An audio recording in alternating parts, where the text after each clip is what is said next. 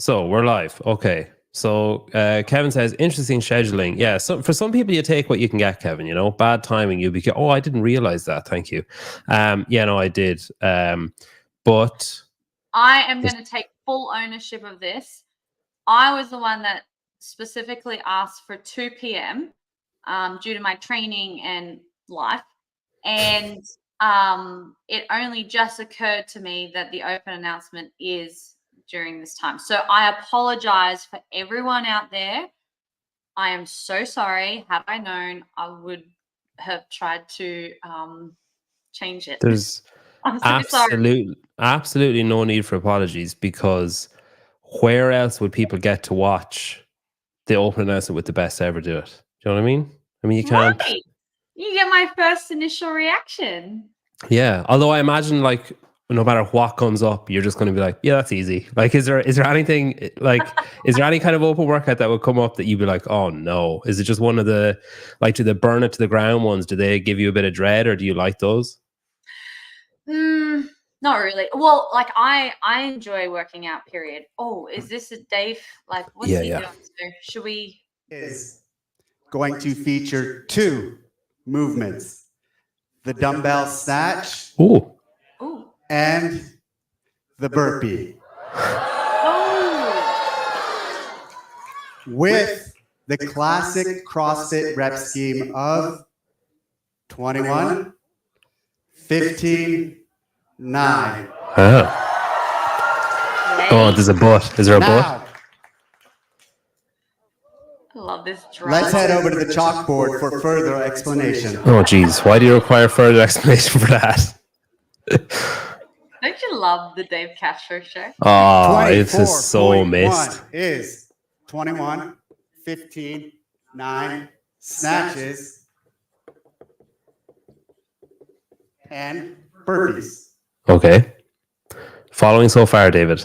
The snatches are with 50 pounds for the men, 35 for the women. Okay. The burpees are over the dumbbell. Okay. The way you do this is you do 21 snatches, and then you do 21 burpees, and then you do 15 snatches, and then you do 15 burpees, then you do 9 snatches, and then you do 9 burpees. With that, we end up here.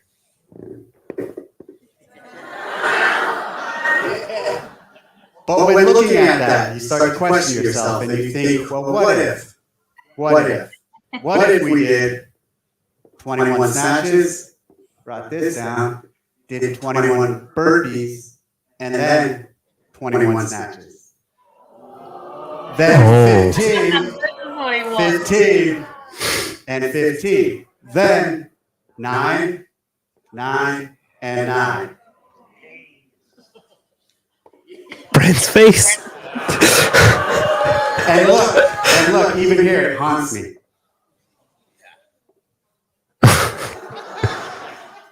And looking at those numbers, you start to think, well, what if? Oh my God. Well, what if we did 21 snatches, 21 burpee, 21 snatches, 21 burpees? And then 21 burpees. At least now we get to slow down the work. And what if? In theory. And what if these snatches were all done on the same arm? Oh. And the second set was opposite arm. With the other arm.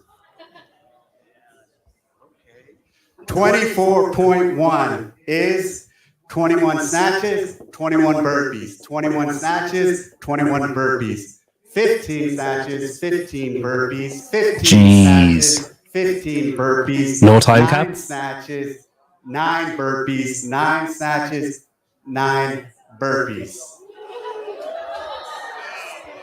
4 time 15 minutes. With a 15-minute time cap. Throw the chalk.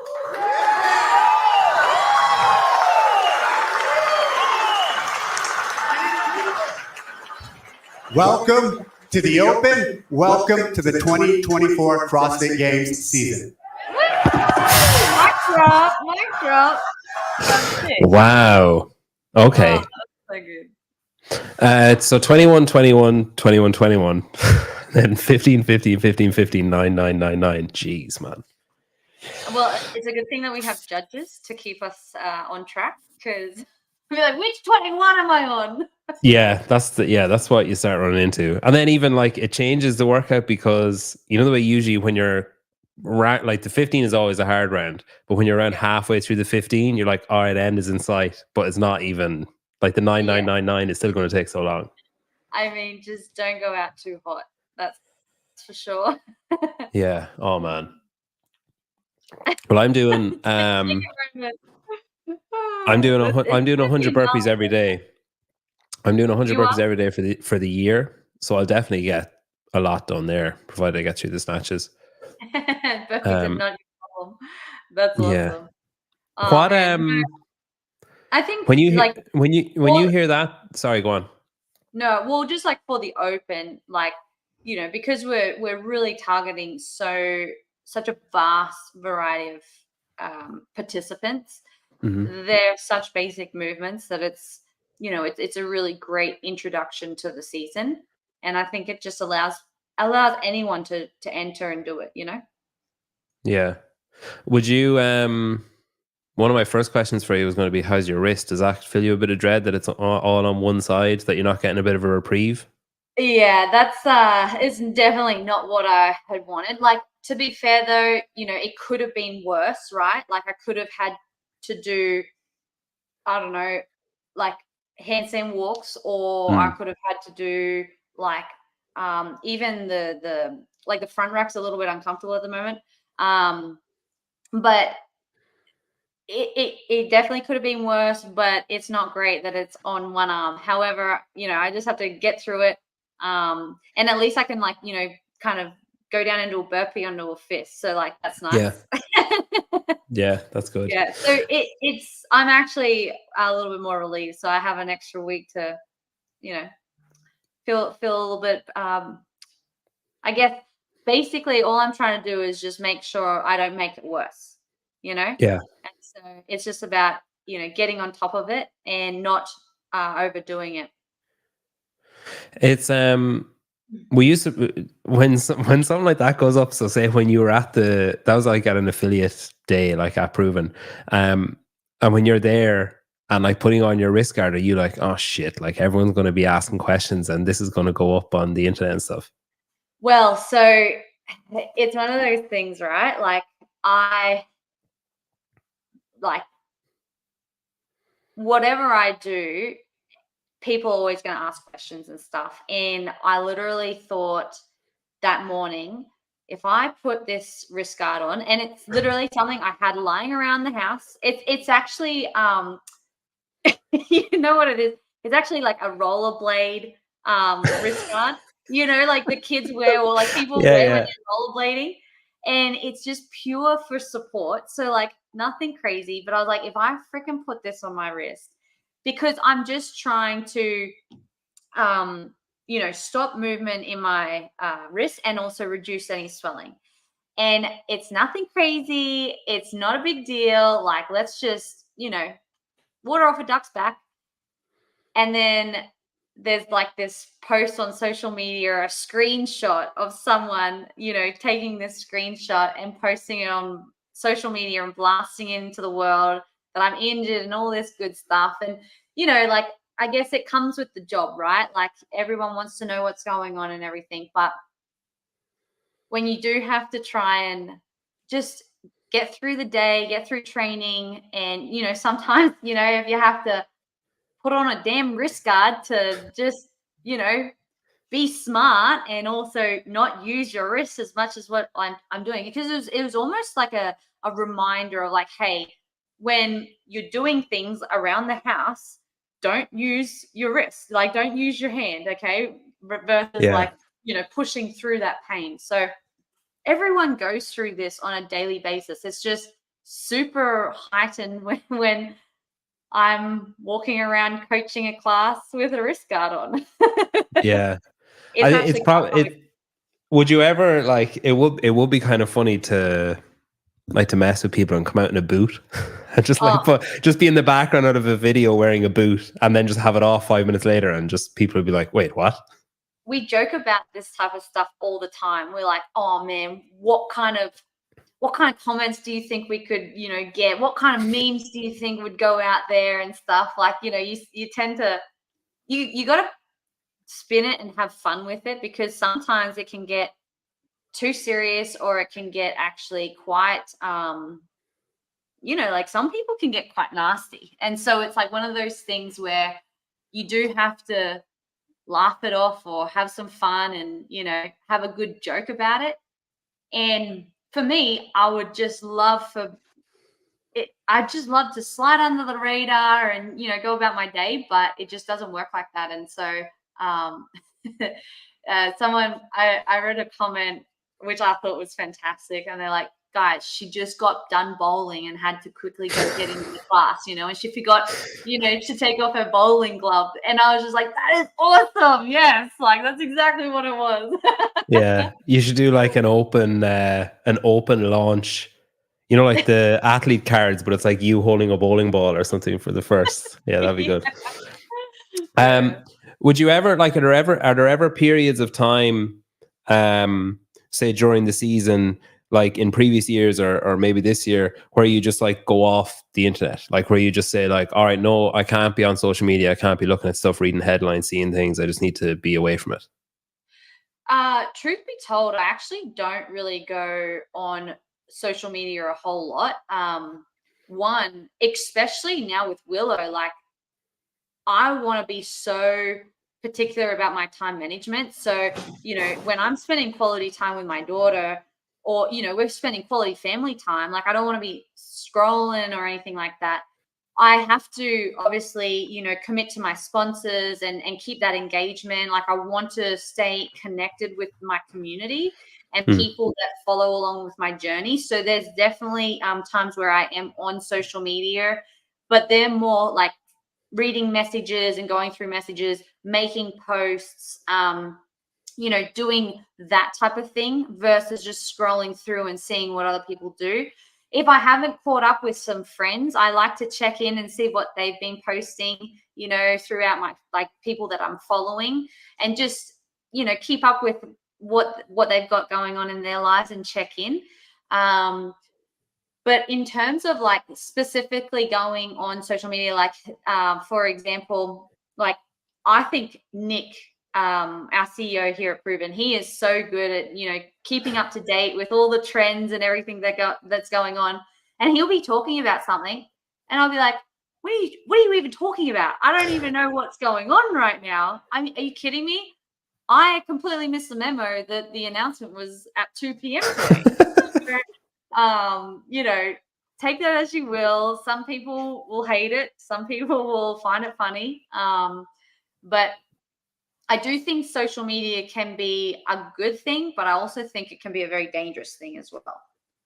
Yeah, I mean, I'll shoulder some of the blame for the open lesson thing, because you were like 2 p.m. on Thursday, and I was like, yeah, fuck it, that sounds fine. And then like about 3 days later, one of my friends messaged me. I was like, that's pretty brave scheduling, and I was like, why? Oh fuck!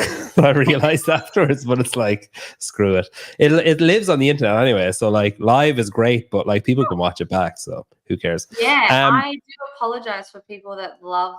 I mean, for me, it's like, whatever, but because we got to watch the announcement. Yeah, people can you can open 2 windows, 2 tabs. Yeah. It's easy, and just mute the other one and listen to this and watch. Yeah. With the Proven then, so I was interested to see you had well, not actual literal, but like one of my I'd consider a neighbor. You had Lucy over there recently enough, and you've obviously, there's been an influx of kind of new athletes. Colton is there this week, I believe, as well, and you had like Sydney's around, Caroline's around, Lucy was over there. What's that like for you? Like, does that make it easier for you, say, coming back now this year, the fact that you're surrounded by, like, everything is new? Like, you've got a new gym, you've got new people around you, you've got new whatever, so you've nothing to compare things to historically, like where if you're in, say if you were back in East Nashville, or if it was the same people around you, it would be natural for you to start comparing. You'd be like, oh, I'm further behind than I thought I'd be, or I'm not as whatever as I thought I'd be. Whereas when these are all brand new people, it's like a totally clean slate.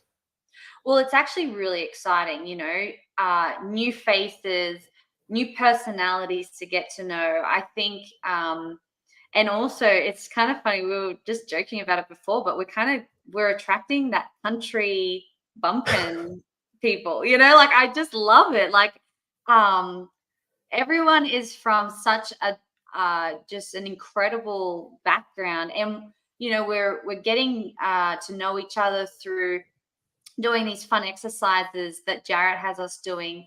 And, you know, you learn more about each other. And it's just been so cool to, like, because the only experience that I've ever had with them is through either competition. And I am so dialed in on competition. Like, I don't think about anyone else. I don't, you know, I don't make conversation with other people. Like, it's more very, like, just tunnel vision.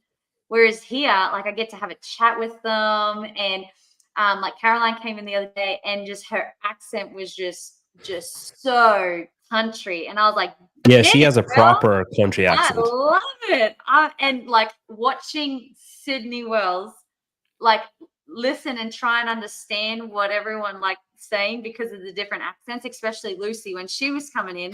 And then when Lucy and her parents are talking and I can understand what's going on, but watching Americans like try and listen to the Irish speak, and it was just like they were just like, what's happening? Like, I don't even know what's going on. And it was just so awesome because especially when we first come back from Australia, like no one really understands what I'm saying, but then I try and adapt real quickly. And if I probably listen back to this interview, I'd be like, oh gosh, is that what I sound like? But like, as I'm talking, I definitely mold to the people I'm around.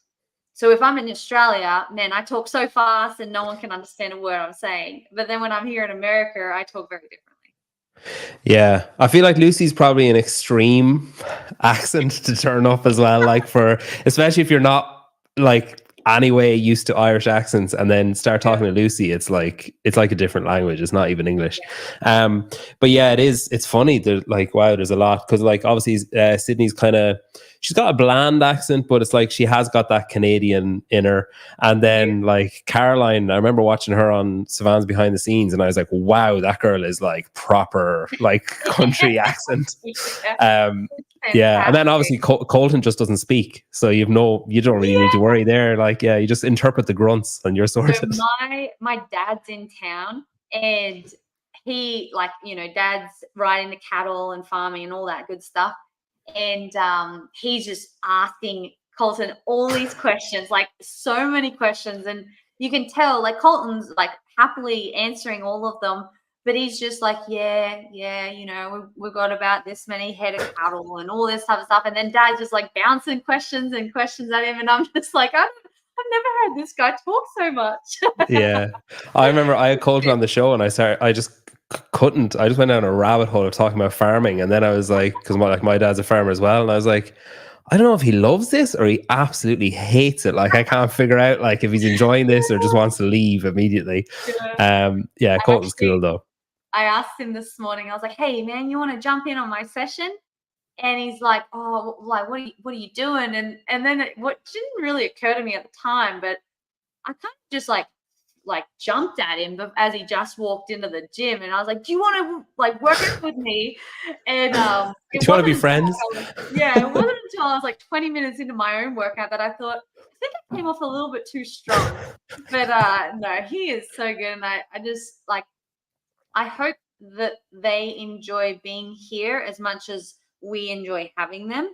And it's been awesome. And you know what? Like, it's really important to look back on where you were as an athlete, on previous results, previous training days, and everything like that. So it is good to look back at the history and see, you know, whether you're progressing forward, or, okay, maybe, you know, 3 years ago I was at my all-time strength, but, you know, maybe my fitness wasn't there, whereas now I've like leveled up my fitness a little bit more and, you know, toned down my strength.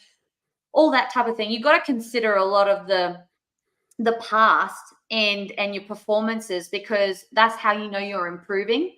But yeah, I am just so excited. We've got our own space, and it's just been so nice, because for the first time in a long time, we feel like we're not in the way, and never did we ever feel like we were in the way. It was just more or less, when you're using someone else's facility to like on a daily basis, you want to always appreciate that. You always want to be respectful of the space. And as we were growing as a brand, and the athletes, the amount of athletes that were training in Nashville with us, like that was expanding as well. And so, when you go into a CrossFit affiliate, like classes are number one priority, but also as an athlete, your training is number one priority. Yeah. So there needs to be a happy balance. And I think like our time at East Nashville and all that good stuff, it was so great, but it was time for us to like find our own space, and to have our own space is just so awesome. And we're just so happy. And I can just see how proud Shane is, and also how proud our coaches are. And that is like, that warms my heart too, because it just, you want everyone on your team feeling that progress and that success, that, your hard work is finally paying off. Yeah. Hard work pays off. I always love when someone says that. And it's like, it's just, I don't know, it just always comes into my head of like, yeah, I remember I was talking to Jay Crouch coming back we were like walking back from the Coliseum over to the athlete warm-up area or cool down area or whatever at the games. And he had just finished one of the workouts, and I was like, it's unbelievable, man. Like all your chickens are coming home to roost. It's like everything's just paying off like right now. And he goes, yeah, hard work. And then I interrupted him. I was like, don't say it. And he was like, yeah, I mean, everything's going great. It was just really funny. Like it's like like that one phrase is just synonymous. That is just like I don't want to say that. Hard work is proven. It's proved. It's the proven is in the pudding. We're leaving no doubt. Yeah. So I wanted to talk to you. So like obviously there's a lot of stuff I want to talk to you about, but so I listened to your book. I'm a shit reader, so I listened to it. That's all right. I hope what did you think? What was it? Well, like? There was a few things I wanted to say to you about it. My tone makes you honest feedback.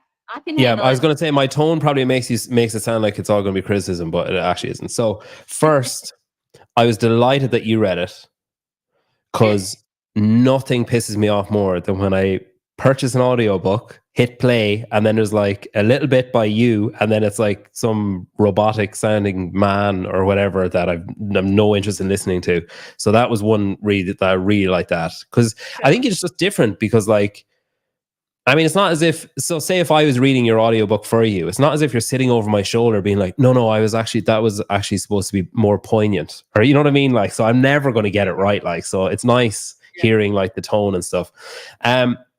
Another thing that I really liked about it was, you really consistently and at every available opportunity hyped CrossFit, which I think is bizarrely rare in these types of books. Like I've read a few, I've listened to a few, I've listened to more than I've read because I'm a shit reader. But a lot of them will mention it. They'll talk about the sport, obviously, because that's where they're coming from. They'll talk about, that kind of stuff. But there was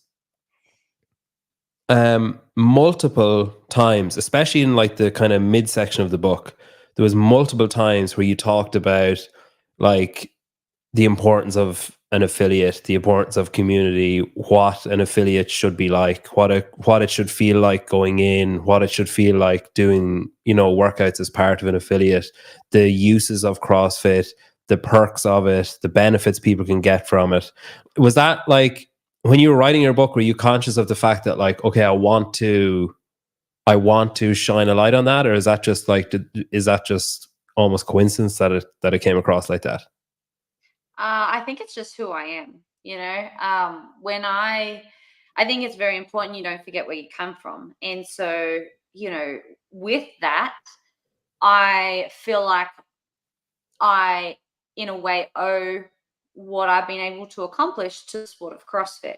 So, for example, had I never discovered CrossFit and I never came, walked into an affiliate, I would never have gone to the Olympics for weightlifting, And so something small like that, yes, I'm the one that has had to put in the work and everything like that. But along the journey, I will never forget what it feels like to be a part of an affiliate. I'll never forget what it feels like to actually be an affiliate owner. And through my journey, I've had to make selfish decisions to pursue my craft as an athlete, which then that meant I sold my affiliate originally and moved overseas. And that was one thing, I try and make sure like I have a happy balance throughout life and, business and all that good stuff. But that's like another reason why we really wanted to open up this facility. And I keep looking out Nick's window because like I'm looking at the affiliate here and it's reminding me like, man, like this was the goal, right? And we're finally able to open up an affiliate again here in Nashville and, live our dream of being affiliate owners, having that community, representing our affiliate gym at the highest level at the CrossFit Games. And basically what I've devoted my whole life to, which is CrossFit, implementing that into and encouraging those around me to live a healthier and happier life as well. And I think for me, and other athletes are different, right? Like they've had different journeys, they've had different experiences, and they don't have to feel the way I do. But I have always loved what CrossFit has represented in terms of the community. And for me, I think that that's like, regardless of like the growing pains that we've all gone through, it's so important to remember what you love about it. And that's why I implement it into absolutely everything that I do. And I don't forget about where I came from and how important, the CrossFit community are to me. And as an athlete, you don't get to see that very often because at the end of the day, my head is down. I'm working so hard in these four walls when no one can see me working out. Unless, of course, you watch YouTube and everything and you see a very, it's not shallow, but you do see like just a small glimpse of me doing, a training session here and there. But like, there are days where I have to just focus on training and I have to miss out on doing classes every single day because I just have to prioritize training. And so it's moments like this, opening up at a CrossFit affiliate and having a gym of our own that allows us to, peep around the corner and still be a part of it from a distance, while still chasing that number one spot on top of the podium at the end of the year. Yeah. Matt asks, is that a book? Sorry, it is a book. Tia's book. And it's... Matt, do you not follow me on Instagram? I've been pumping it every day almost. It is so it's on Audible. That's where I listen to it. And Tia reads it herself. But it's a physical book. That was actually quite challenging. So on day one, like I got the hang of it after a couple of hours, but to start off with, so there was like an American interpreter that like helped me through the whole process. And so like simple stuff like especially, well, I would say especially. And she's like, no, it's especially. And I'm like, oh, sorry. I'm so sorry. And so we'd have to start again. And oh man, it was quite the experience. But I'm like, there was no question whatsoever. Like if there was going to be an Audible or like an audio book, I was going to for sure read it. Did you, was this a maternity leave project? Like, did you write this when you were pregnant, when you were at home? Like, when was this? Most of it actually was done while I was pregnant. However, this was started actually way before that. It was like a 2-year thing. I actually started it when I was doing bobsled. Okay. And it bobsled brought a lot of, it kind of like raised a lot of like learning experiences for me, where I was like, wow, like now I'm having to apply what I've learned through CrossFit and weightlifting, and through the years that I've done CrossFit as a career. And now like I'm trying to inject this into my bobsled team. And there was so many learnings that I felt, I was like, man, I need to do this book, because this book is like a good reference for people regardless of what they're doing. And at the time I was training for a bobsled team, which I had no freaking idea what I was doing. But I was thinking like, we need to apply these things that I've learned through my CrossFit journey. And I think that people can benefit from them if they are interested in that. Mm. And so it was almost, because I accidentally fell pregnant, it was actually perfect timing, because then I actually got to like really dive deep into it and dedicate a lot more time than what I could have had I been like, trying to juggle both training and writing the book. So like a thing, I don't want to spoil it for anyone, but like one of the kind of prevailing themes throughout the book is that like family is like your motivation, or that it's always been your motivation, well, obviously there's a real child now, but hypothetical children back then were like that they'd be the benefit, that they'd reap the rewards of seeing what's possible, etc. So is that like that kind of realization, was that your motivation all the time, or was that like, say, with the benefit of hindsight, since you became a mother, you're like, oh, this is why I've been doing what I was doing? Or like even before Willow was like a twinkle in Shane's eye, was it still like, oh, for kids? Yeah, no. So it was, well, Shane and I, we've been together for many years prior to coming across CrossFit, right? And so we were in a stage of our lives where I was like, like we could start a family, and then CrossFit came into it, and I started getting very addicted to it. I was like really immersed in the community, and before I knew it, I was trying to compete for the CrossFit Games, right? So then I was like, okay, we need to put the whole child on the back burner for a little bit. But I just feel like at that point, because we wanted to have a family, I was like, man, like how awesome would it be if I could give them a story, or share memories that Shane and I had worked so hard together to achieve the impossible. Because like sometimes you don't put a lot of thought into what you're truly capable of doing, and it's not until you actually find a passion and actually try and achieve something and go after something, put yourself out there, that you're like, oh my gosh, like I can achieve way more than I thought I could possibly even imagine, And like prior to CrossFit, I genuinely thought I was just going to be a shift worker for one of the mines that we were working at, and we were going to live this comfortable, easy life. And there's nothing wrong with that.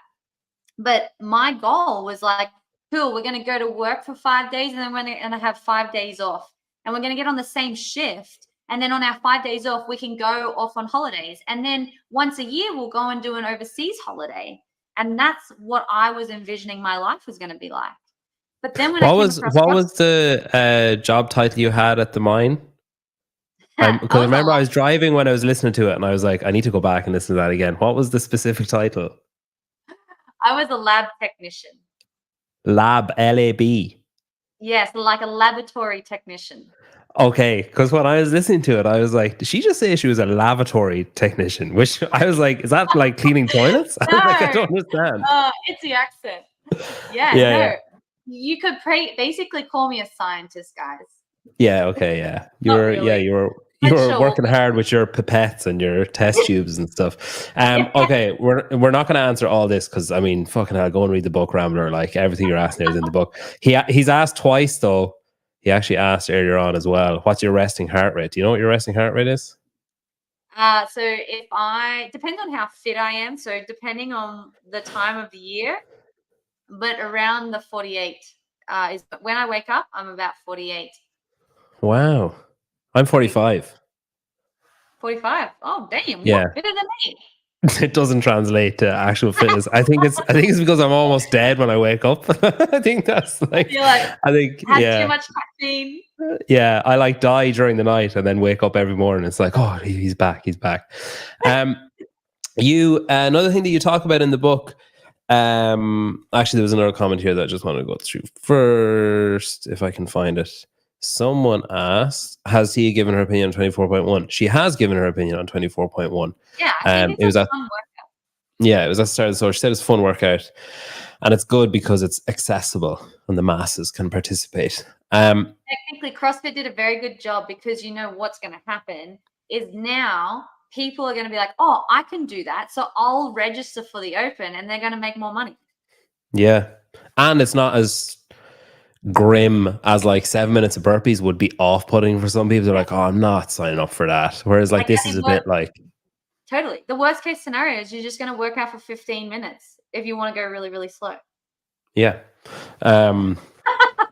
Even if you don't want to, in my case, even if you don't want to go really, really slow, if you just inevitably end up going really, really slow.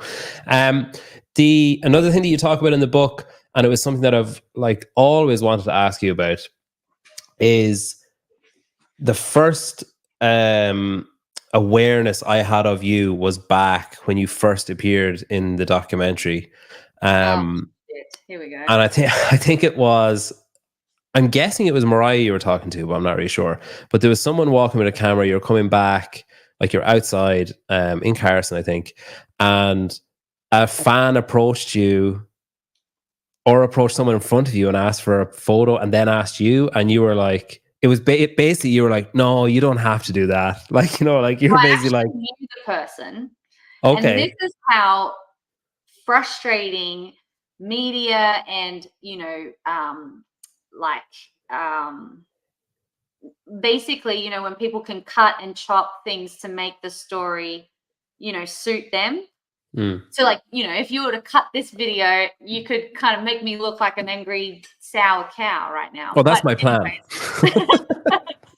So what happened is moments before that, we were joking because I knew the person, we were joking. And so that clip that you're referring to, and I remember it very clearly because this has haunted me for a very long time. But we were joking about how awkward it is for someone to be like, oh, because you can sometimes tell that someone wants a photo with you, but they just don't have the confidence to be like, hey, can I get a photo with you? So, you know, me being nice, I'd be like, oh, would you like to get a photo? But it kind of comes across a little bit cocky, like, hey, okay, you know, tone it down a little bit, like stay humble. Well, anyways, so we continued on with the joke. And then I was like, oh, so I can't remember exactly what I said, but I said something like, oh, well, you're going to get a photo with me now, and then you'll probably delete it after, because the awkward thing is he didn't actually want the photo with me. And I went, oh, did you want a photo with me? And he's like, oh, no, not really. But okay, I'll get a photo with you because he felt bad for me. And then I was like, oh, now you're going to, and we were joking. And like, you know, Australians are very sarcastic. So, you know, he was trying to be nice to me and like kind of smooth things over because he's like, well, this is awkward because I don't actually want a photo with you. But then he was like, you know, no, I'll get a photo with you. And then here I was like thinking, oh gosh, I got to backpedal. And then I just looked like an insecure amateur, really. Yeah. I looked terrible. I had a similar experience, but the opposite, where I was in Miami like last year, and I was walking past like a parking garage, or, you know, like a multi-story car park, and two girls stopped me and said, could we take a picture? And I was like, yeah, cool. And I like reached out to take the phone. And I remember in my head thinking, this must be a famous like parking garage or something, like, and they want a picture in front of it. I was like, fucking weird, but whatever. Like maybe there was a movie here or something. I was like, yeah, no problem. And I went to take the phone, and she like kind of recoiled. And I was like, in my head, I was like, I mean, I need the phone to take the picture. Like, what the fuck's happening? And she was like, no, with you. And I was like, oh, right. Yeah, that probably makes more sense than taking a picture of a garage. I was like, okay, yeah. So the opposite, but similar. it's nice. Like that's actually a great ending. But Yeah, but there was nobody making a documentary. There's nobody following me the camera at the time, or it would have been worse. With that though, like you kind of reference a shift in mindset that seemed to come like after that, like maybe after watching it back and after experiencing that year of like, you know, not being certain of your position in the sport or not being certain of your abilities in the sport or whatever, and maybe doubting yourself a little bit. The kind of realization of like, all right, I need to be more positive about it. I need to embrace like confidence a bit more and exude confidence so that I can soak it up. Basically, you talked about, you know, like not saying things like, oh, I hope I don't mess this up. And like, you know, flipping the script on that kind of. After you won, what do you do then? Like, so say when you win once, the first time you win, I'm assuming it's like elation. Like you could, I'll run through it and you can correct me then afterwards if I'm wrong. But I'm assuming number one is like, holy shit, like it happened. It's finally like whatever. And then number two is a lot of that, like 2 in a row is amazing, but also maybe a bit of like, oh, thank God. Like, because if I had won it last year and didn't win it this year, but then does that feeling get more extreme the more, like say for number 6, where you're like, oh, thank fuck, if I had lost this now, everyone would have said whatever. Like, does it get worse? Does it get less enjoyable and more pressure each year? Each year is a little bit different because it depends on the challenge that I went through that season, right? So like, for example, well, 2017 was actually really funny because I thought I lost again. So I was like, oh, great. Like 3 years in a row, I've just fallen short. So it was more relief in the first year because I was under the impression that Cara had beaten me when I was standing out on the floor with both Cara and Dave. And I just thought Dave was there to rub it in my face that, oh, yeah, here it is. Cara's won and beaten you. Anyway, so that was more relief. 2018, that was like, I think I was still finding myself as an athlete and, you know, building that maturity, building that experience. And, you know, I guess like I a little bit when I look back, I think I still hadn't fully let go. And what I mean by that is like when you let go, when you're competing, you actually just open a whole nother realm of what you're truly capable of doing. And, you know, I felt free in 2019. So standing on top of the podium, I was so proud and I was so pumped. But then, for example, like 2020, that year was so rewarding, but also I was so tired physically. Yeah, it was drawn out, like just kept getting pushed back and pushed back and pushed back. And that was just like just thank fuck it's over, you know, excuse the French, but it was just like, oh, I'm so glad it's over. But then 2021, I was like, I can't believe it's over. Like I still have shit to do. Like I'm not even reached like my all-time peak yet, you know, and like I'm going to do this for the next 10 years. And then 2022, I stood on top of that podium so disappointed in myself because I was like, I did not execute my performance the way I should have as a veteran of the sport. I felt like I made some very rookie mistakes through that season or through that games. And I also wasn't happy with how some of my season had gone. And so, you know, like when you fall short and you know that you hadn't given your best, that's when things, you know, you have to really ask yourself like, okay, what is it that I need to change in order to be better and to make sure that I am putting my best foot forward? So yes, every year is different. It's not always like just, yes, I'm on top of the world and I feel amazing. A lot of it has to come down to how I perform. And I was definitely not happy with 2022. And, you know, when people said like I'd retired and stuff, I was like, I'm definitely not retiring on that note, you know, like for almost, I would say, you know, 2022, I was so disappointed in my performance.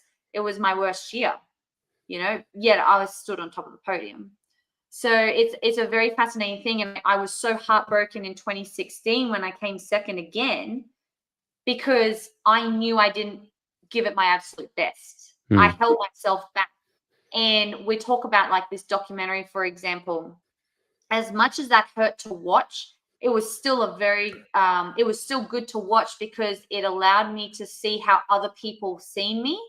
And not that I should ever allow what other people think of me to affect me, but it is a really, when you see yourself on, a documentary or on video and stuff, you actually see yourself from afar and you're like, do I like what I see?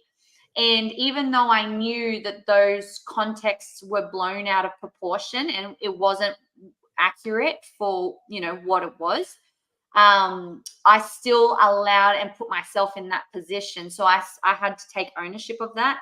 And I think learning that and understanding how important it is to just be aware of, your surroundings and what's in front of you and, how you carry yourself and everything, you're responsible for that. So, that was a great learning curve. And, everything, you can look at every experience, good or bad. It's how you overcome those experiences that will determine, how far you go. Yeah. It in that 2022 season, say like pre-games, we'll say the games is what, like start of August. In like July, were you like, all right, this is it, like I'm out.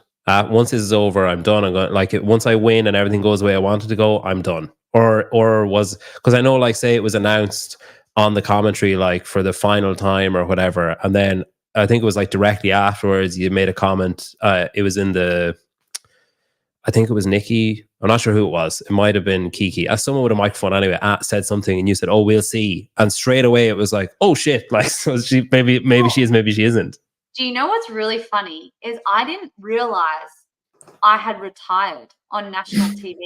So like that whole comment, I was like I don't understand where this is coming from. And it wasn't until I walked off the floor, and I don't even remember, like, was that interview like when I just finished the workout? I think it was I think, yeah, because it was clear you had won. Like it was like you did the bar muscle ups, and it was like you had that moment of, it was clear you had won. And I think it was like they were totting up the scores, but it was an inevitable win. Like, yeah. Totally. Yes. Okay. Yeah. So that whole work, like I won, like I don't think I could have come last in that workout, and I still won. So I just went really slow in that workout, because for the first time in my whole like game history, I finally had my family in front of me in that lane. So I was like, Shane, I know you're not going to like this, but please just let me, Let me sandbag. Because like I've never had, my mum and dad, my sisters, Shane, like my family and friends all like at the end of the line. And so I was like, for the first time in my life, I just want to embrace that. And, I'm doing my bar muscle ups, and like the whole time I'm just watching Shane's face, and he's just like, what is happening right now, And, everyone else, like even my mom and dad, they'll kind of like, I think we'd prefer you to just actually try. But I did the workout, and I was like doing my bar muscle ups, and then they started counting with me, and it was actually just like a really great experience for me and my family. Well, I think people thought I was retiring because I was trying to embrace it like that. But like, truth be told, every year I compete or I'm in the season, I'm always asked, is this going to be your last year? And that is a serious question I have to consider. But I can't make that decision until after the season, until after the games, and I've had some downtime, because I don't know. Like right now, I feel like I could keep going for years, but like the reality of that, it just might not be possible, So I feel like to have an actual accurate, make an accurate decision that I'm not going to leave regretting. like it needs to be, you know, after I'm satisfied with what I've done. And I'm not satisfied with what I've done. Am I happy and proud? Of course, but I'm not satisfied yet. There's more to do. And now, like, I've had a baby, and I'm also like, I'm now also improving on things that, like, I didn't think I could improve on more. Like, it's crazy. Like, the last couple of months, I'm just like, holy shit, I'm tapping into something like a whole nother realm. I should have had a baby ages ago, you know? So, you know, it's really interesting. But throughout that season, there was a few people trying to create like a story and a document and everything like that. And they wanted to know, like, hey, is this your last season, so that we can create that story? And also, we need a soundbite. Like, a soundbite would really go well with this, you know, movie, documentary, all that good stuff. So there's a lot of things that, you know, it just, I think it got a little out of hand with some people, and that's fine. And poor Sean, like, I felt like I didn't realize that he actually announced it, but you know, it was a very cool soundbite if you don't like say so yourself. So like, I was just like, well, I didn't even know that happened. And I walked off the floor, and someone comes up to me and goes, do you just realize you retired on national TV? And I was like, how? I just finished a workout, you know? And so it's like, it was a huge misunderstanding. And I think the biggest thing was Sean felt terrible. And like, Sean and I got together, and like, he knows, like, I have no hard feelings whatsoever about him. And he also has no hard feelings about me, without realizing it, throwing him under the bus and saying what he did was wrong. Like that, it was a huge misunderstanding with Sean and I being in the complete dark, and we just thought we were doing our job. Yeah, it was funny. I mean, it wasn't funny at the time, but it's funny in hindsight, the fact that like you retired and then unretired like 5 seconds later, and it was just like, and it caused such pandemonium, because I remember watching it with my wife, and it was like, I remember him saying like, I'm for the last time, and it was just like, oh shit. And then like straight away afterwards, you were like, oh well, we'll see about that. I was like, oh shit. It's like just like a game of tennis, like back and forth. Man, I mean, come on. Like, we're in the sport of CrossFit. It's constantly changing. Like, who freaking knows? Just add it to the list. It's funny though. It's funny. So when that season was over, and then obviously you realize you're pregnant, and then like, doesn't take a genius to do the math and be like, right, well, 2023 is a bit of a write-off then. Like, it's like, you know, it's going to be pretty unlikely. Was there any part of you after that was like, I mean, people said I was retiring, I could just not go back? Like, I mean, it was kind of, you know, like, I could be just done. And now am I putting myself in a position now where I could be setting myself up for a more difficult season than I've had in the past, because now I have, like, you know, I have to recover, I have to, you know, go through everything, plus I've got this extra draw on my energy, and I've got this extra responsibility and stuff. Like, was there any part of you that was reluctant to step back in? So that's really interesting, because after 2022, like, it was just like, it was not a good season. And in terms of like the season, I say that because, you know, like, I went through having to do injuries, and everyone goes through that. So like, that was fine, whatever, like, that's a part of the whole process. But I didn't execute my competition the way I did, right?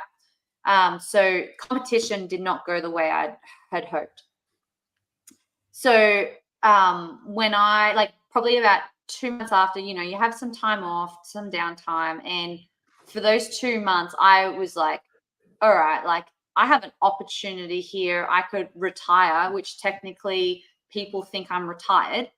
Like, literally, like, sponsors were asking me, you know, like, I was in communications with sponsors saying like, yep, you know, like, let's sign that dotted line. And they basically didn't want to sponsor me because I could potentially be retiring. So, you know, like, there's definitely a lot of things to consider when you do retire and all that stuff. But like, I was like, I could just retire and take that easy route, basically, or I can figure out what the heck I did that wasn't me and didn't feel like me, and how do I improve that? Because I know I'll always look back and think, if I end here, I'll always be unsatisfied with how I ended. And I don't know if I could really live with that. So, you know, I took a couple of months, and I finally, like, just basically through journaling, thoughts, and just like, you know, confiding in Shane and just really trying to figure out what it was I wanted to do. And if I still had enough fire, like, a part of me when I retired, like, a part of me was like, well, it's technically like they kind of retired me. So do I just stop? You know, like, you kind of just like ask yourself. And I was like, nah, like, I can't do that. So I said to Shane, like, no, this is not how we're going out. You know, like, kind of like what is that? Like Wolf of Wall Street. I'm not fucking leaving. And so I finally made the decision, not like, we're coming back. I was like, Brandon, get the camera. We're putting out an announcement just so people know, like, I'm not leaving. And even Shane and Brandon were like, this is weird, Tia. Like, why are we doing this? And I was like, because I want people to know. And we did like this, like, exciting news. And Shane was like, I don't know if I want to be a part of this. Like, I don't get this. Like, just do it. Like, we don't care. And we put out the thing. Well, it's really funny because, like, at the time I was also thinking, like, oh, fuck, I must have adrenal fatigue or something. Like, something's wrong. And Shane and I are trying to figure that all out. Well, it was like literally days after that I realized I was pregnant. And I was like, I just announced that I'm fucking coming back. Like, what?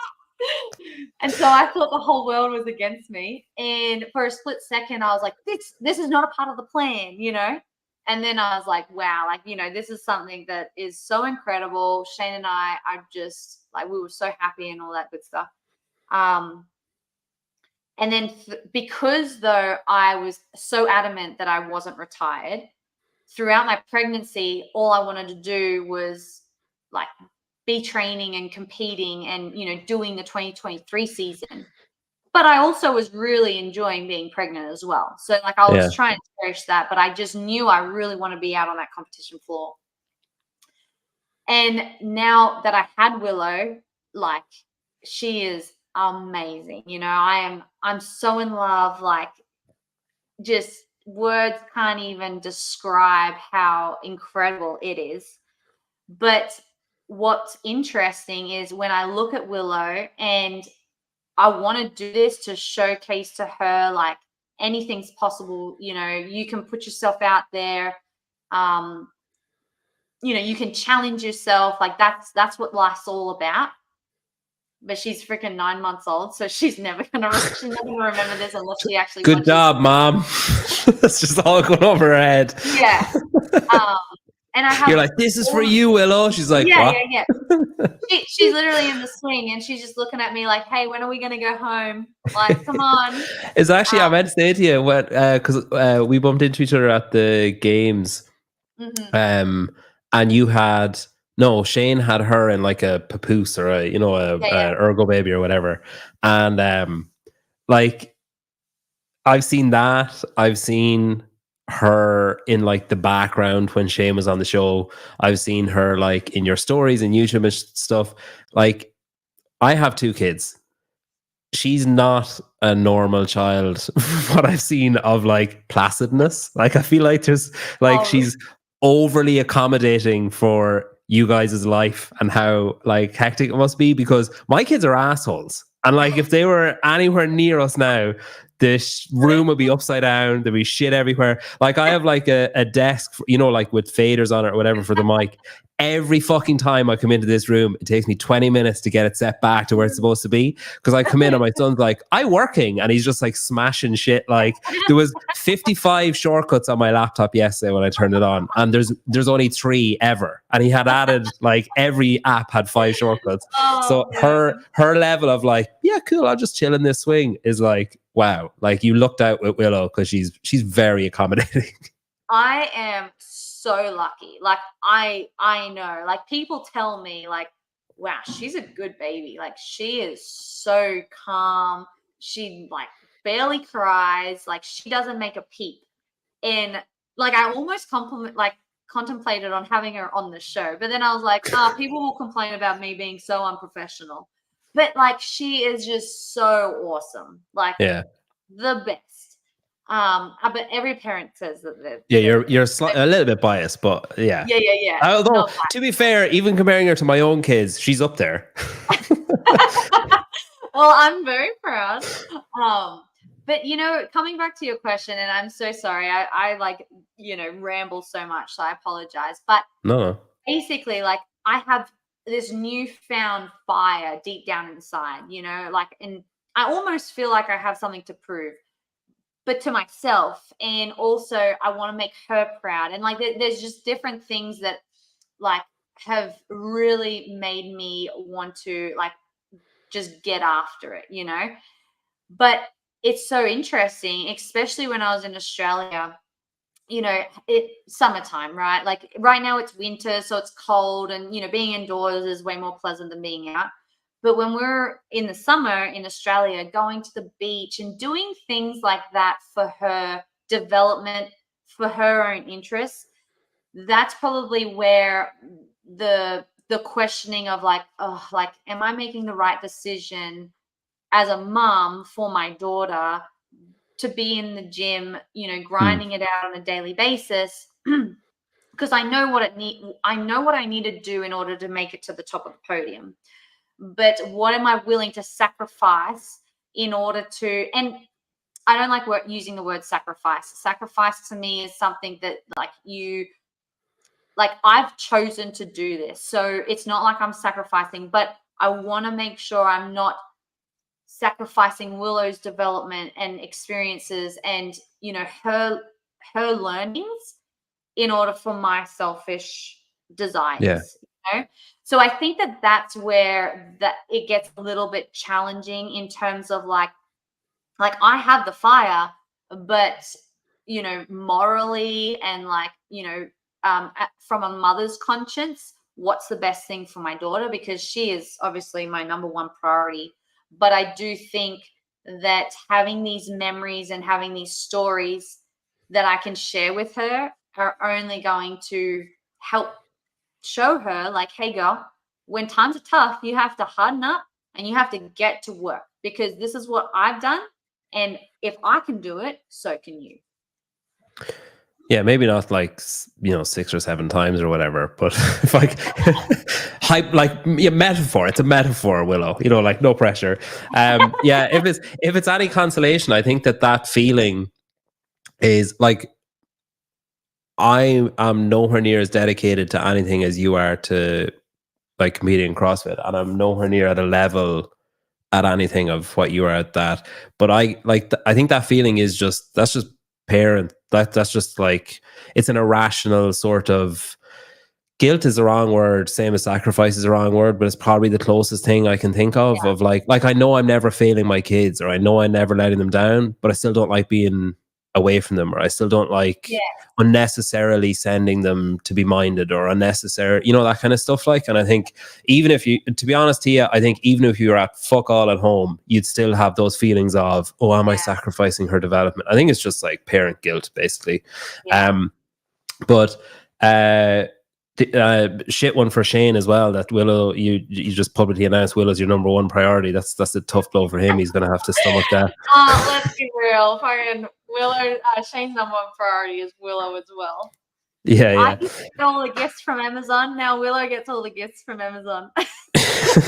Yeah, he just changes the address. The another thing I want to talk to you about. So obviously, you know, in a few years' time, Willow will be, you know, obviously she'll be older in a few years' time. But she'll be becoming like a young girl. And I was curious, the last few days there's been a lot talked about Mal, and I don't know if you saw Emma Carey announced today that she's out, like she's not competing this year either. Haley's coming back this year, and she took a year out, say last year. So Emma Carey's post, she put up a post today, and it seemed to be like kind of religion based, like not injured or anything. She was just like, you know, I'm just like, just seems like things weren't lining up for her spiritually and morally and that kind of thing. Like you have Lucy with Proven now, like Sydney's quite young, Caroline's quite young. It's obviously different. It's a different experience that you had, because I guess there's different pressures now, different, like, it's just kind of different, I suppose, than it was for you. There's much more social media, there's much more obligations, there's much, and like you also have those pressures and those obligations, but you've been around longer and you're older and you're able, you know, like just kind of like hardened, I guess. Wow. Do you see from your perspective, like, oh yeah, I can see how Emma and Mal would need a break, or how Haley needed a break, or I can, like, do you feel an obligation to people like Lucy and that kind of stuff, like to help prepare them for what maybe those girls weren't prepared for? Well, I mean, how much time do we have, right? Like this is like a whole thing, because it's a serious thing too. And it's not just women, it's also men as well. And I think when we think of the younger generation, it's so important to guide them and allow them to understand this is a safe space, right?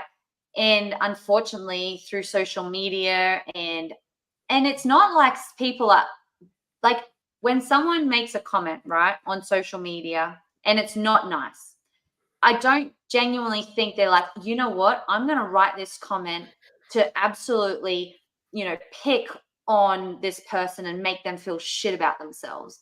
I think it's just a thought that they feel freely to comment, not understanding the repercussions that it may have on that other person that it's about. And that's what social media is so, it can be so toxic, but you know, and it's a really tough one, right? Because like,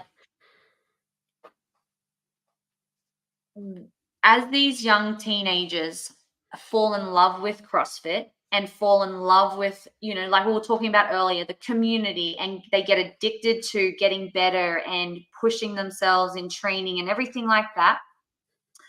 Well, along with all this great hype and you know, fun community stuff, when you're really good, you then draw this like brand and like this image, and you make a name for yourself. But along with that comes that scrutinizing, right?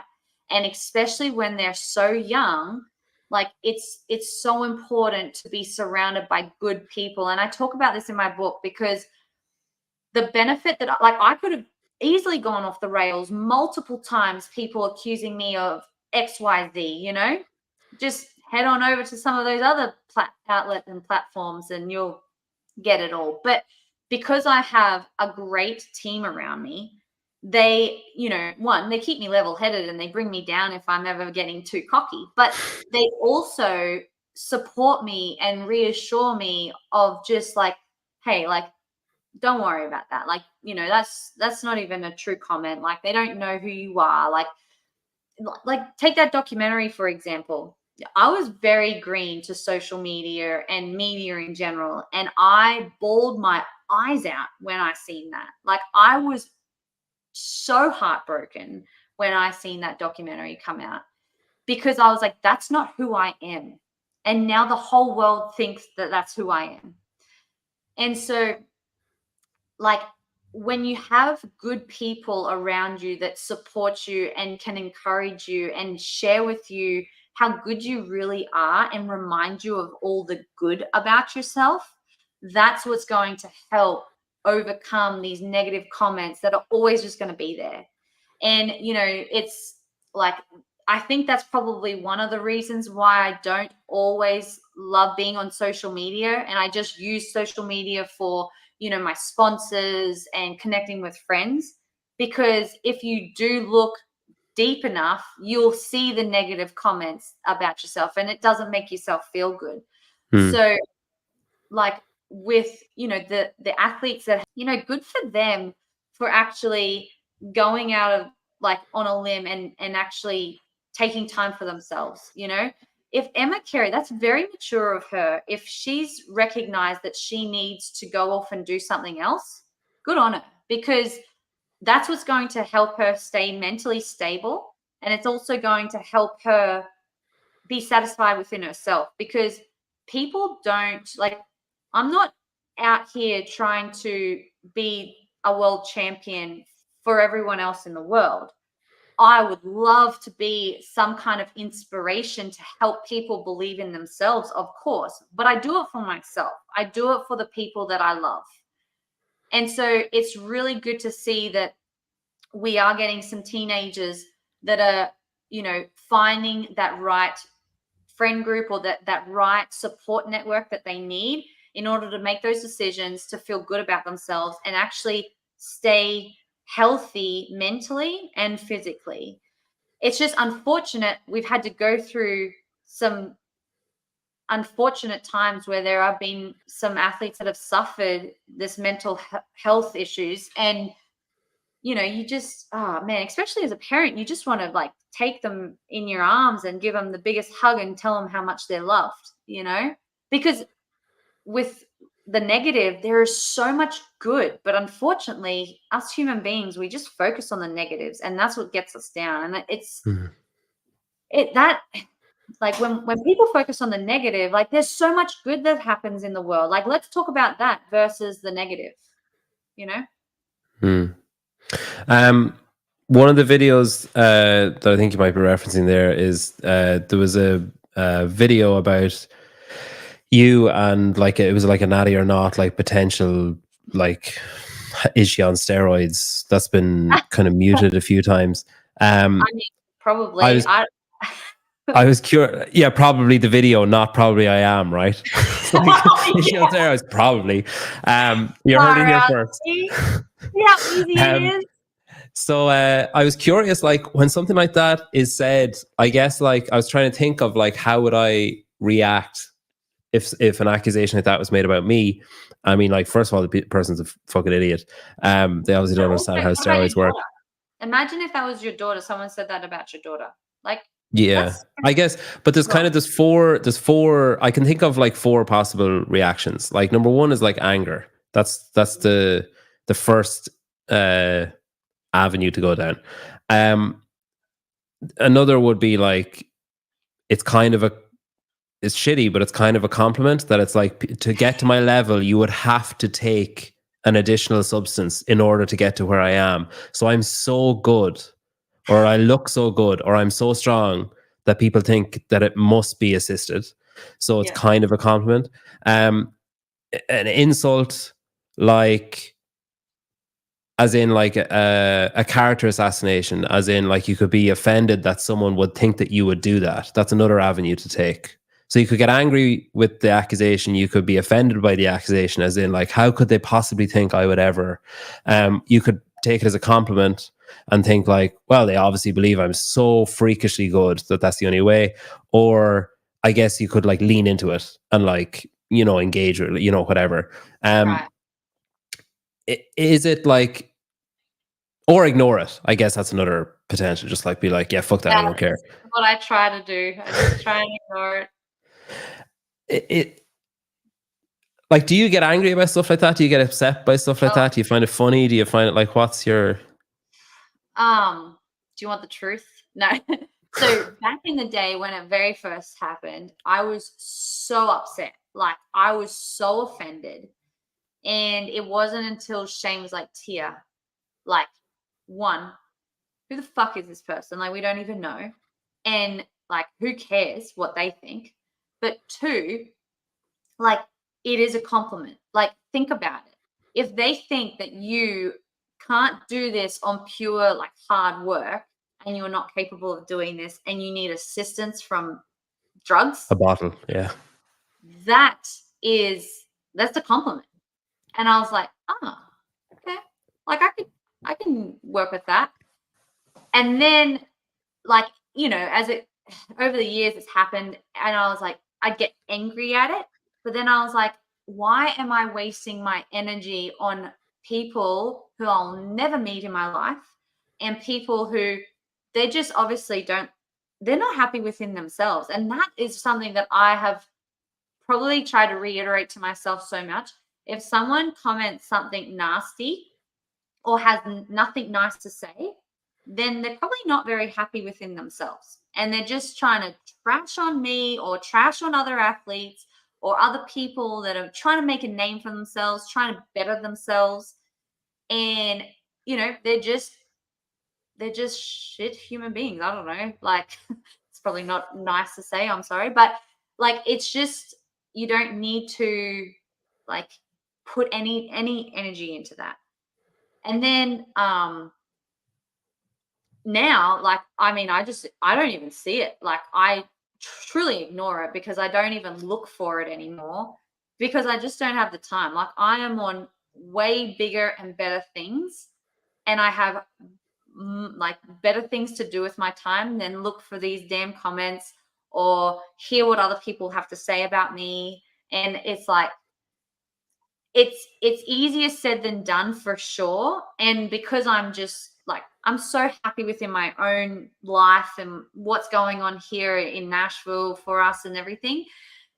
As a young teenager, and I'm kind of coming back to what we were talking about just before, but it can be very hard as a young teenager to be okay with just ignoring it or, not reading that because, well, in their life that their social media might be a huge priority for them. You know what I mean? Mm. So it's just one of those things that, like, you just, rather than focusing on the emotions and what other people have to say about yourself, it's more about just like understanding, like, deep down inside, that's not true. So, like, I know that I put so much work and time into what I do to dedicate to my craft and be as good as I possibly can. And I have done that for years clean. Like, I don't have to justify myself to anyone. And I am constantly tested on a regular basis. Like, fuck, you want to test me? Come test me now. I don't care. I've got nothing to hide. So it's like, I think if there was truth, if people were talking truth about it, that's probably where the emotions start to really overwhelm you. Yeah. It's where Corey Leonard says that I'm super juice. He actually just misspelled juicy. It's not juiced. I'm not on juice. I'm just juicy. It's interesting as well because I had I do a debate show on Wednesdays. You're welcome to come on if you ever want to. But people have like 60 seconds to talk about a topic, and we were talking about athletes. We were talking about that topic of athletes leaving the sport early, like younger athletes. And Cooper was on it. Cooper from Lab, who represents Mal and Emma, who has an amazing poker face because he never once looked like he obviously knew this was coming with Emma and never said like, wait till tomorrow. But he kind of, at one point he referenced like TMZ style outlets, like tabloids. Yeah, like kind of tabloidy, or like he was insinuating like tabloidy or like lower brow, or like I guess he's talking about clickbait, or he's talking about like fast and maybe not, in his opinion, maybe not truthful or whatever. And I kind of said, that I kind of took umbrage with it, and it was him and Rory and McKernan, and they were like, oh, well, you're internalizing that. I was like, no, I'm not. I don't think that I'm like that at all, but I think there's a place for everything. Like, I think everything has its place. And I think if you start like pruning out certain voices, or if you start pruning out certain outlets or pruning out certain things, like it's everyone's responsibility for themselves, if they want to take the responsibility, is to do better. So like if you see something that, it's the same as you competing, I guess. If you see, say you do Rogue and you see Laura win Rogue, and it's like, right, well, I'm on the upward trajectory. I need to keep pushing. I need to be better than, maybe I thought I needed to be, or I need to do more of this or more of that or whatever. It's the same in all aspects, where it's like, if you're on, if you have a YouTube platform or a podcast or a news outlet or whatever, and you think that someone is not doing a good job, I mean, you can sit and bitch about it and complain about it, or you can be like, right, well, I'm just going to do my one better then. Like you can step up to the plate and push harder or whatever. So I think, like, my perspective of it is that there are a lot of people in comment sections and stuff where it's kind of like, man, go back to bed. Like, just like, put your phone, change the lock code on your phone without looking, and just don't open it for a couple of days. But I do think that there are also educated, or at the very least, entertaining outlets and platforms out there that I just think you can't shut things off. So I think the onus of responsibility then has to lie on the athletes or their managers, or like you talk about, the people that are surrounding them, to protect them or to teach them or guide them in how to protect themselves, and to say, like, like, maybe just don't click on the comments, or maybe just don't, or maybe, like you're saying, like I'm a teacher, and that's one of the things every day I have to deal with it in school, where a kid will come up and say, that kid called me an idiot. And I'll be like, well, are you an idiot? And they'll say no. And I was like, well, who cares what they think then? Like, just, if you know it's not true, just carry on, But I think, and I think, like, I hear what you're saying. Like, everyone has a place. Like, there's enough viewers, there is enough people in our space to make a dime, like, because people are just trying to make a name for themselves. They're trying to get ahead. They're trying to create something that they're obviously passionate about. And there's definitely nothing wrong with that. But, like, when you mention it falls on the athletes to take, a little bit of responsibility of, like, not clicking or not looking for the negative comments and stuff on social media. Like, why don't we have, like, a safe space, though, where, athletes actually feel like they can talk to these outlets, versus, so for example, like, I probably wouldn't have jumped on a podcast with you had I not felt like it was going to be a genuine conversation, right? So, like, you are, like, to an extent, I do agree with you. Like, everyone has a place, but I also think that there's a level of respect that some people need to show in order to create, like, that security or that trust or that safe. But is it kind of like the, like Greg's affiliate model, where it's like, it's free market and the good will thrive, and then the ones will die off. Like if I was an asshole and I was an asshole to everyone that ever came on my show, I'm gonna run out of gas pretty quickly. Like, it's like people aren't going to come on. There's a lot of people that love people that hate. Yeah, I guess. I don't know. I just think that we just need to be, like, mindful. Like, these teenagers that are getting into our sport love working out. They're like, we don't have a that helps them, like, and I don't know, but, like, when you go into the NBA, is there some kind of training, and maybe our listeners can, like, know this, but is there some kind of training for these athletes, like media training? Like, surely, I think I've heard of that before. Our sport doesn't have that. So we're getting these teenagers that just love doing the classes, that actually want to pursue CrossFit for a living, without any media training whatsoever, or understanding on how to actually handle media and, comments and stuff like that. Like, and social media, this is just, like, one aspect. Like, it's not just social media. I talk about social media because social media is a very large portion of our sport. Like, that's how we get our news out. That's how, that's how, like, everyone communicates. But there could actually be something underlying in their family or in their friends or something like that. So that's why it's so important to lean on those good people around you to actually have that good support network. But it just would be nice to have, like, maybe we take this up with the PFA and suggest that. Well, actually, there is isn't the CrossFit, The they're coming out with mentor. mentorship. So maybe we can suggest some kind of like media training for these young athletes, because they don't sign up to be influencers or social media experts, or that they're signing up to actually work out a lot and really fast. Yeah. Like, because even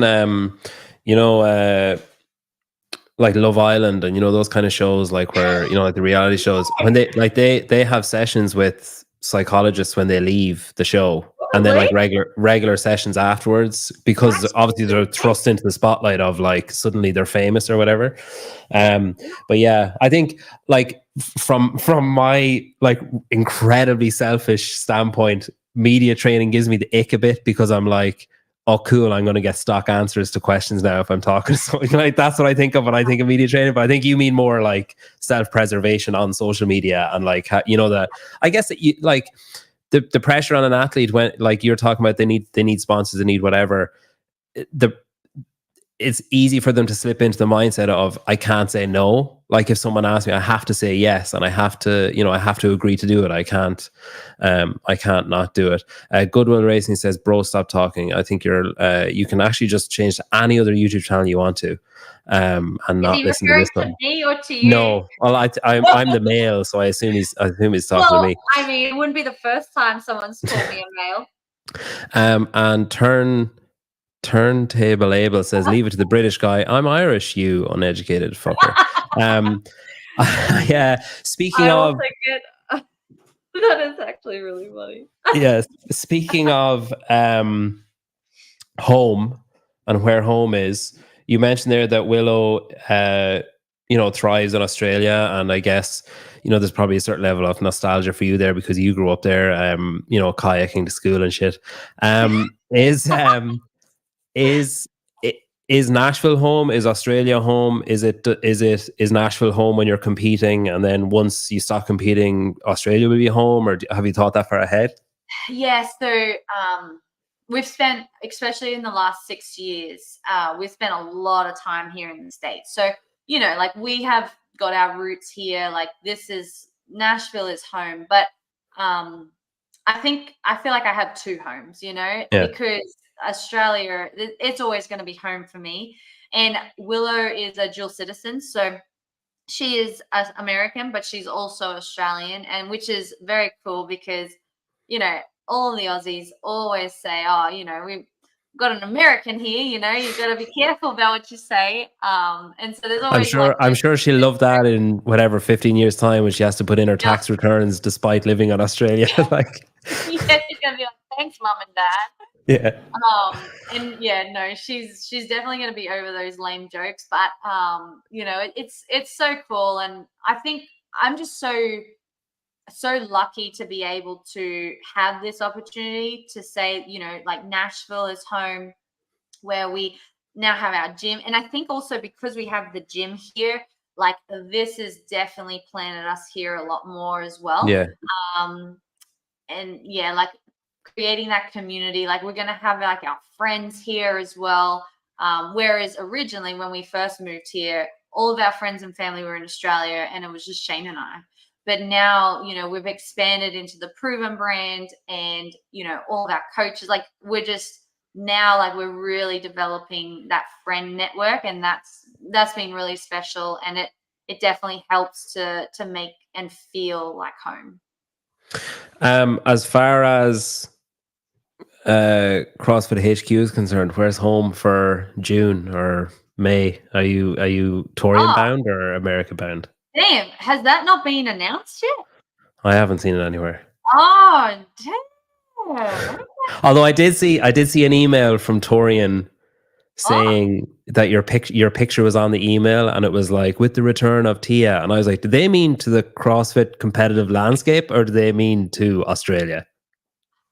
Well, there's a little bit of drama. I mean, there's always drama, but like, I don't know what I'm allowed to say or not say.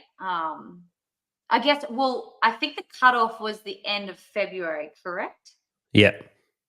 Okay. Well, I'll find out if I can like share the information, and I'll give it to you behind closed scenes so you can be the first person to announce it. And it won't be like this, like, oh, spotted, Tia, whatever it is. I'll have a picture of you with your bowling ball, and it'll be an Australian bowling alley or an American one. Yeah, one or the other. Yep.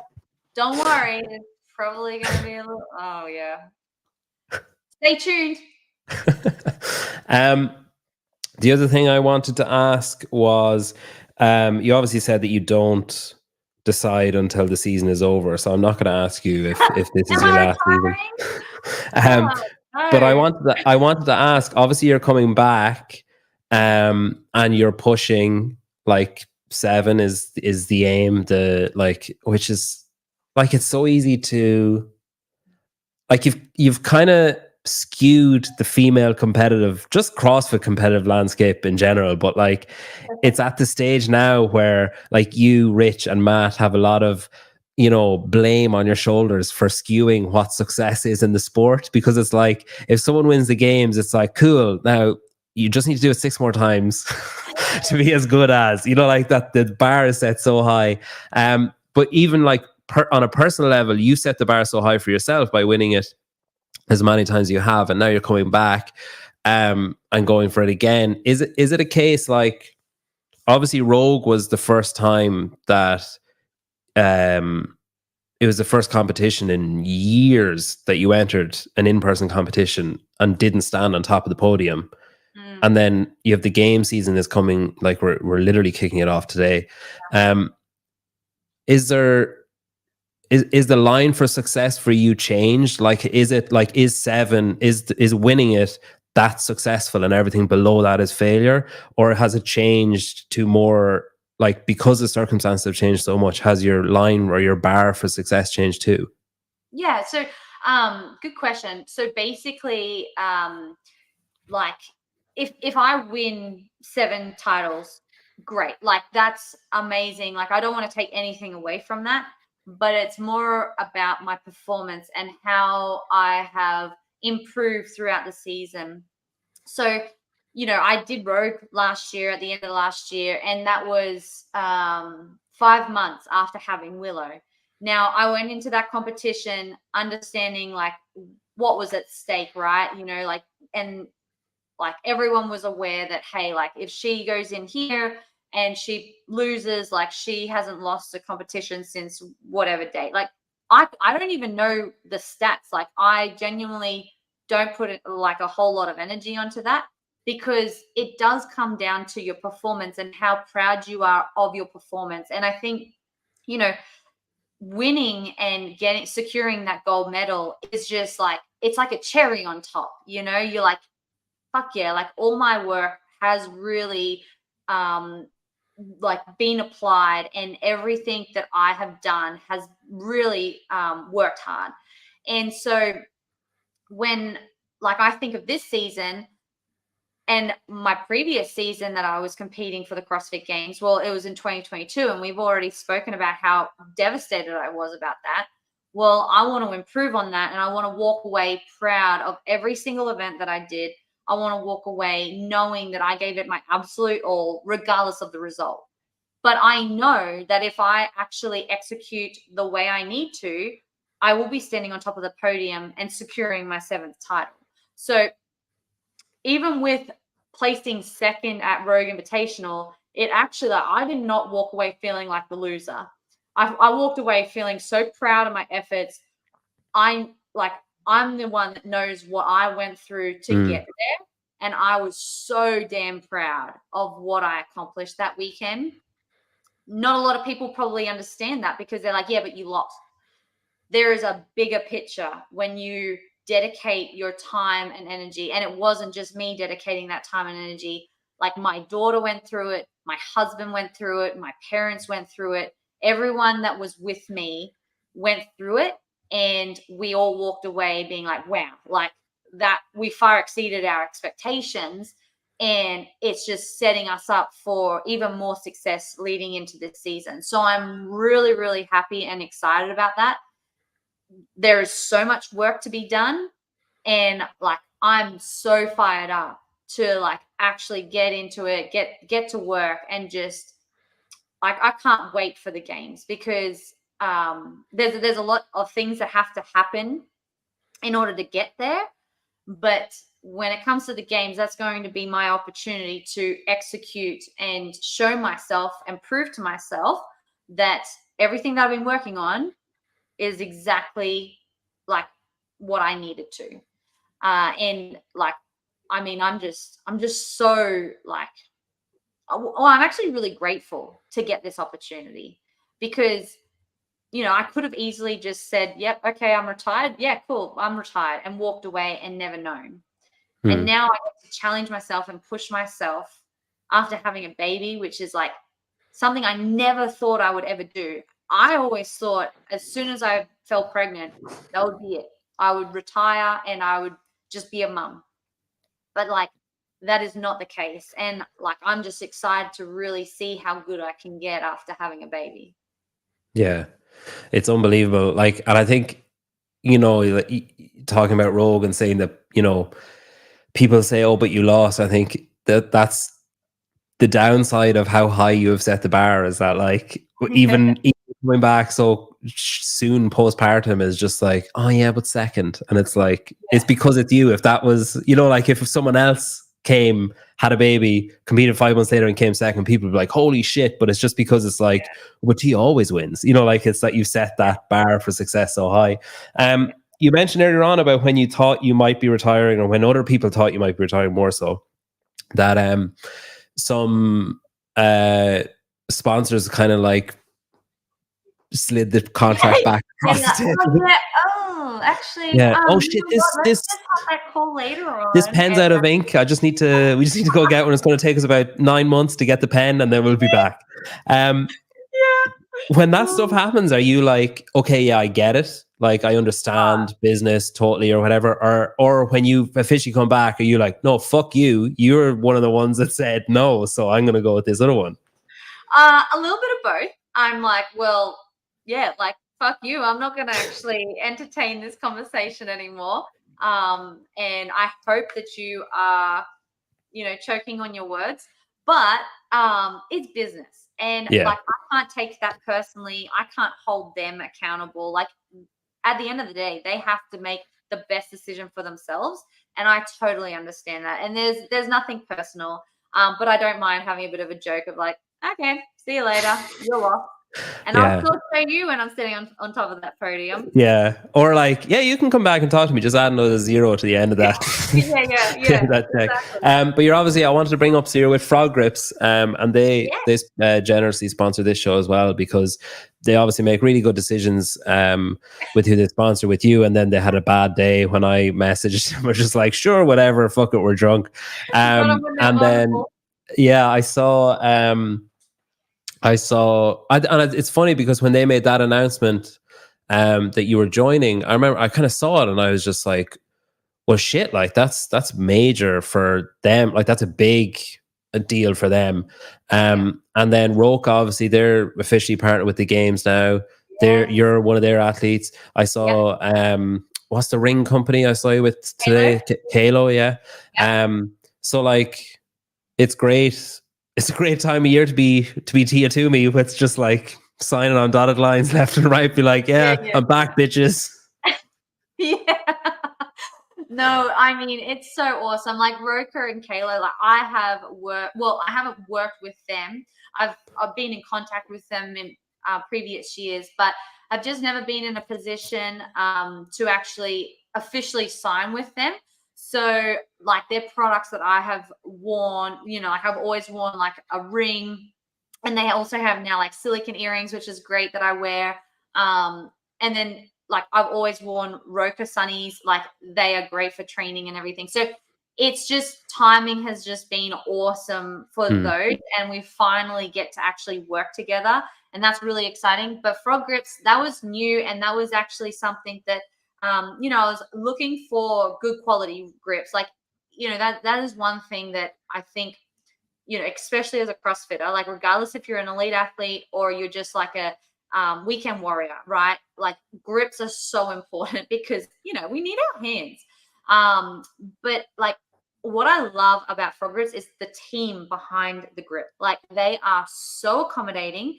They listen. So like if there's something that like I thought, hey, we should try this, or would you be open to this? They are like, hey, let us get onto this. Let's get with the team, come up with a design and, try and apply that. They are just so awesome to work with. So, not just great product, but also an even better team. And I think that is what's so great about having a partnership is you want to align yourself with great brands, but really good partnerships that you can feel like you can be a part of the evolution of their brand, but also, you use on a daily basis. So I'm like really happy about that and really excited. And it's just all come at once. But these are things that have been in the pipelines for a long time. And it's just exciting to finally actually get the news out. Are you left-handed or right-handed when you write? Oh, no, I'm just trying to hide this. No, when you write though, are you left or right-handed? Oh, I'm right.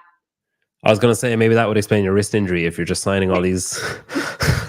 Oh my goodness, I had to sign so many books, and it was amazing. But it was like these were special. It was like 1,000 of these cards to put on these books for people to actually like get these special like limited edition versions. Oh, yeah. Maybe you should get. Have you ever seen those? I think was it on The Simpsons or something where Bart had to do the lines on the chalkboard like at the start of every episode. I think he did one where like it's like a musical one where there's like 7 pieces of chalk. If you line the cards up right. Yes. Oh my gosh. It's too late now. But everyone's going to actually get a book. Like I want to put an effort into each individual thing, but 1,000 at one time, that was intense. You could get Willow and people would be like, man, Tia's handwriting is shit. It's just like a scribble on the page. She uses a crayon to write her own name. Yeah. Well, listen, thanks. I really, really appreciate you giving up your time and so much of it and coming on. It's been great to get to talk to you, and congrats with just a stellar career so far and the affiliate proven everything. A lot of highly complimentary messages coming in. I think there was one early doors that probably summed it up. There's Paper Street. They're opening in your affiliate. They're building as we speak, I believe, right? Yep. Oh man, fuck! I'm not gonna be able to find it now because there's too many coming in. Oh, there. I think this probably sums up the general feeling of Queen of the Mountain on her own level. I think that's you've set the bar set the bar so high. And Savan would know. Savan would know. This is the type of comments we need on our social media outlets. Yeah, Savan would know. He's been around the block himself. But thank you, congrats, best luck with the season, and rest your wrist and stuff, and let Willow walk a little bit or waddle a little bit. Don't be carrying her too much. It's not Willow's fault. She's a sweetheart. She no, this is all me. It's just me. Just I don't know. It's funny though, because as I read the post or I read I saw the video, like your video. Yeah. And straight away I turned to my wife and I was like, did you get sore wrists when we had when the kids were younger? And she was like, I don't think so. And then I said it, she was like, oh, I think carpal tunnel is quite common. And then is it just like from holding it out? No, so I think what happens is this is my dominant hand. And so I think because I hold her under with this arm and then I hold her like this, it's like I don't even understand the situation, but because they were telling me this motion, with hairdressers, new parents, whatever, man, at the end of the day, I just think, man, my wrists are just weak. I need to strengthen them. Well, I found when we had kids, that made it sound like they vanished. When my kids were younger, I got weird, really, really sore biceps from, from carrying a car seat or from like I was at the hospital today with my son for like a checkup or whatever, but the parking is shit at every hospital here. It's a joke. But I had like a 500 meter 16 kilo carry because like I was like, right, we're not going to make it if he's walking, so I'm going to have to carry him. And like same as that, like your lower like left side, whatever the opposite side of your back gets sore, or like your hip, you know, the way you like pop your hip out when you're standing or whatever. Like there's all this weird shit that you have to make up for. Oh, I've heard so many stories, and it's just one of those things. Like you just have to. I think it's so important. Like it's a reminder of like how important it is to actually mobilize on a regular basis, regardless if you're like an athlete trying to pursue a athletic career. Like think about like the posture that everyone has, like when they're on the computer constantly doing their work, right? Like 9-to-5 job. So it's like. It's just weird because my wrist is a little bit swollen and I can't bend it back, you know? So who knows? We'll see what the workout, like how the workout goes. I'm not concerned. So I'd say I feel like you'll probably be fine. Just I feel like you're in the hay is in the barn type scenario when it comes to the opens and quarters. I'd say you'd probably be okay. But yeah, best might be able to beat me in the workout. I don't know. Best of luck with everything anyway. Thanks very much. I really appreciate your time. No, thank you so much. And hey, I have to give it to you. You have been so patient trying to get me on this podcast. Thank you so much. And I'm so glad that we finally got to connect. It was a pleasure. Me too. My pleasure. Absolutely.